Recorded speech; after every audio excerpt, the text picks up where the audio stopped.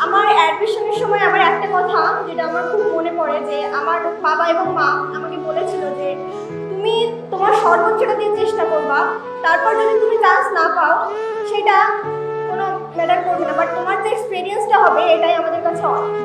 আমার কলেজের যে টিচার ছিল উনি আমাকে অনেকভাবে হেল্প করছে, বাট সামহাও আমার অ্যাডমিশনের সময় আমি যখন ভর্তি হব তখন উনি আমাকে একটা কোচিং সাজেস্ট করে। তো আমি ওখানে আমার ওই কোচিং আমি ক্লাস করে আমার ভালো লাগে না জন্য আমি ওইখানে ভর্তি হই না।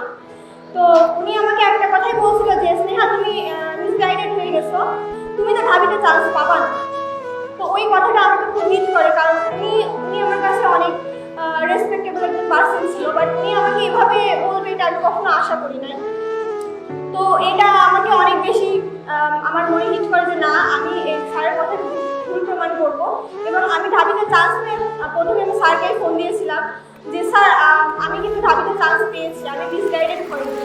আমি এবছর 23-24 সেশনে বি ইউনিটে ঢাকা বিশ্ববিদ্যালয়ে 642তম, রাজশাহী বিশ্ববিদ্যালয়ে এ ইউনিটের 90তম এবং বি ইউনিটের 43তম, চট্টগ্রাম বিশ্ববিদ্যালয়ে 283তম স্থান অধিকার করি। তো আমি বর্তমানে ঢাবিতে সোশ্যাল ওয়েলফেয়ার ডিপার্টমেন্টে অধ্যয়নরত।